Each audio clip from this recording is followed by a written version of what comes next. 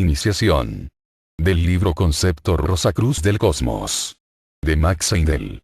La idea general que se tiene sobre la iniciación es que esta no es más que una ceremonia que convierte a uno en miembro de una sociedad secreta, cosa que puede conferirse con tal de que se pague cierto precio, una suma de dinero en la mayoría de los casos. Si bien es cierto que en la llamada iniciación en las órdenes fraternales o en la mayoría de las pseudo-ocultas, sucede así, es completamente erróneo cuando se aplica a las iniciaciones en los varios grados de las verdaderas fraternidades ocultas, como lo aclarará un poco de comprensión de los requisitos realmente exigidos. En primer lugar, el oro no es en manera alguna la llave del templo. El mérito cuenta, pero no el dinero. El mérito no se adquiere en un día. Es el producto acumulado de las buenas acciones pasadas. El candidato para iniciación generalmente está inconsciente de que es el candidato, y vive su vida en la comunidad sirviendo a su prójimo durante días y años sin ningún pensamiento ulterior, hasta que un buen día aparece en su vida un instructor, un hierofante de los misterios menores, apropiado al país en el que resida el candidato. Hasta este momento ha venido cultivando en sí ciertas facultades y acumulando ciertos poderes para servir y ayudar, de los que está generalmente inconsciente o los que no sabe cómo usar debidamente.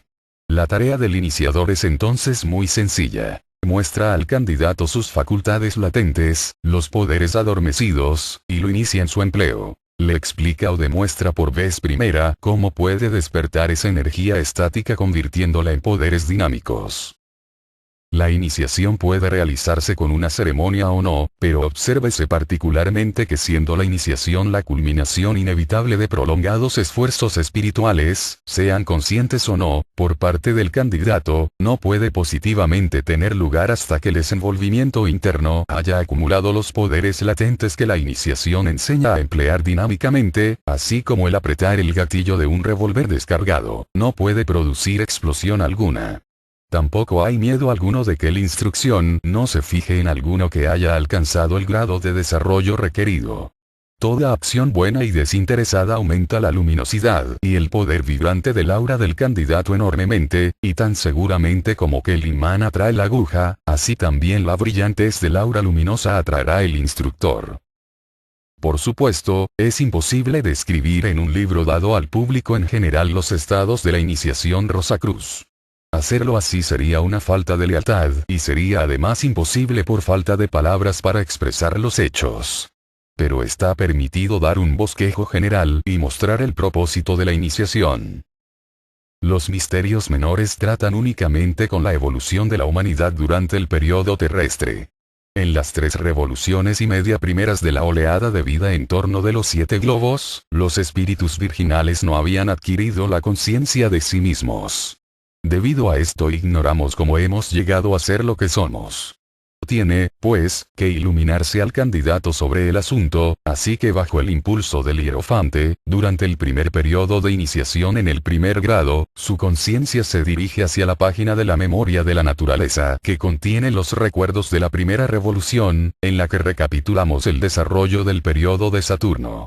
Él está aún en plena posesión de su conciencia diaria. Sabe y recuerda perfectamente los hechos de la vida del siglo XX, pero está ahora observando conscientemente los progresos de la evolucionante hueste de espíritus virginales, de la que era una unidad en la revolución de Saturno. En esa forma aprende cómo se dieron los primeros pasos en el periodo terrestre, hacia la meta de realización, la que le será revelada en un grado superior. Habiendo aprendido la lección prácticamente, tal como se describe en el capítulo 10, el candidato ha adquirido conocimiento directo sobre el asunto y se ha puesto en contacto con las jerarquías creadoras en su obra sobre el hombre. Puede, por lo tanto, apreciar su valor beneficioso en el mundo y hasta cierto punto puede ponerse en línea con ellas, convirtiéndose de hecho en colaborador suyo. Cuando llega el tiempo, para él, de pasar al segundo grado, se le facilita el que dirija su atención a las condiciones de la segunda revolución del periodo terrestre, tal como están registrados en la memoria de la naturaleza. Entonces observa con plena conciencia los progresos hechos en ese tiempo por los espíritus virginales, así como Peter Ibbetson, el héroe de la obra Peter Ibbetson de Jorge Du Maurier, que recomendamos se lea por ser una descripción muy gráfica de ciertas fases de subconsciencia, observaba su vida infantil durante las noches en que soñaba de verdad. En el tercer grado el discípulo estudia la evolución de la tercera revolución lunar, y en el cuarto grado ve los progresos hechos en la mitad de la revolución que acabamos de pasar.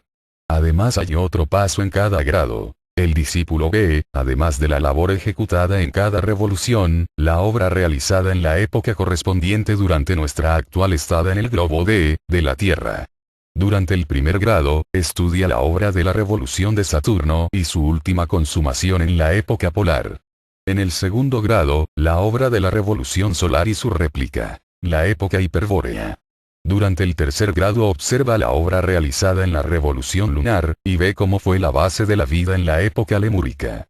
Durante el cuarto grado ve la evolución de la última media revolución con su correspondiente periodo de tiempo en nuestra estada sobre la Tierra. La primera mitad de la época Atlante, que terminó cuando la densa niebla de la atmósfera desapareció y el sol comenzó a brillar sobre la tierra y el mar. Entonces terminó también la noche de inconsciencia, los ojos del ego interno se abrieron por completo y pudo dirigir la luz de su razón sobre el problema de conquistar al mundo. Ese fue el tiempo en que nació el hombre tal como hoy le conocemos. Cuando en los antiguos sistemas de iniciación se oye hablar de que se sumerge en trance al candidato durante un periodo de 3 días y medio, esto no es más que una referencia a esa parte de la iniciación que acabamos de describir, y los 3 días y medio se refieren a estados pasados y no son, en manera alguna, días de 24 horas. Varía el tiempo usado con cada candidato, pero en cualquier caso se le conduce a través del desarrollo inconsciente de la humanidad durante las revoluciones pasadas, y cuando se dice que despierta al nacer el sol del cuarto día, es la forma mística de expresar que su iniciación es la obra de la carrera involucionaria del hombre que cesó cuando el sol se levantó sobre la atmósfera aclarada de la Atlántida.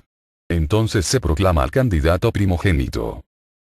Habiéndose familiarizado con el camino que hemos transitado en el pasado, el quinto grado lleva al candidato al final del periodo terrestre, en el que una humanidad gloriosa está recogiendo los frutos de este periodo y llevándoselos consigo de los 7 globos sobre las cuales evolucionamos en cada día de manifestación, al primero de los 5 globos obscuros, que son nuestra habitación durante las noches cósmicas.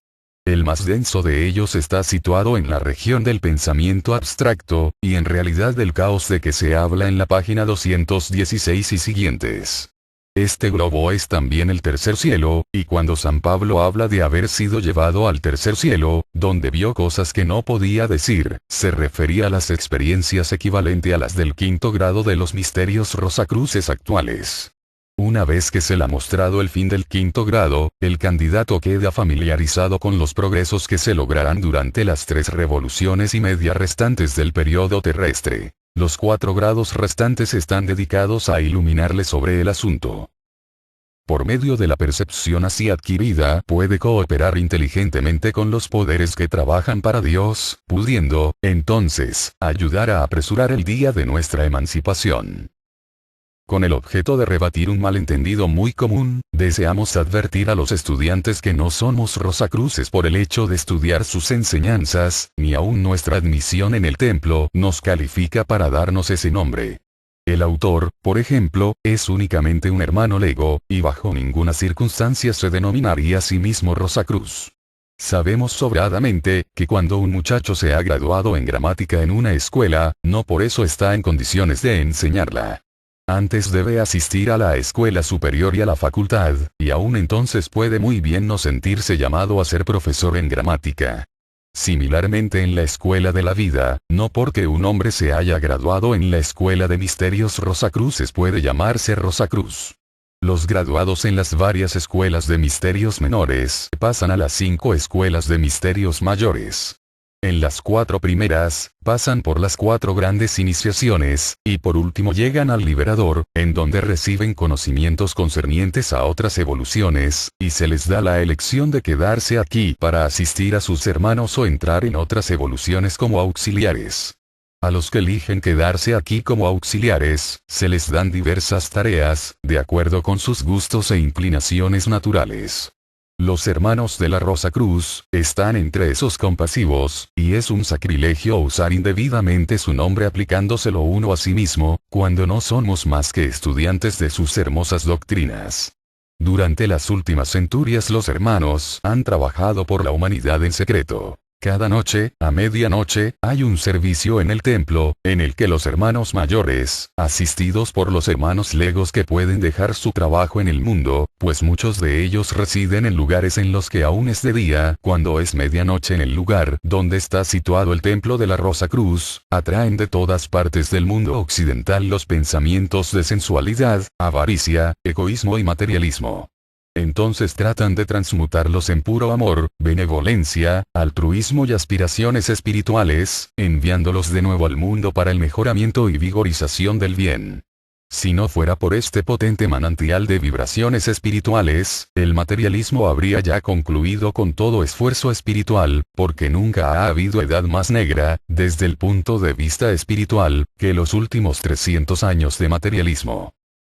Ahora ha llegado el tiempo, sin embargo, en el que los esfuerzos secretos deben sustituirse por un esfuerzo más directo, para promulgar una enseñanza definida, lógica y consecuente, respecto al origen, evolución y desarrollo futuro del mundo y del hombre, mostrando, a la vez, los aspectos espiritual y científico. Una enseñanza tal, que no haya enseñanza alguna irreconciliable con la razón o la lógica. Una enseñanza que satisfaga a la mente dando una explicación razonable a todos los misterios, enseñanza que no pide ni elude preguntas, siendo sus explicaciones a la vez lúcidas y profundas.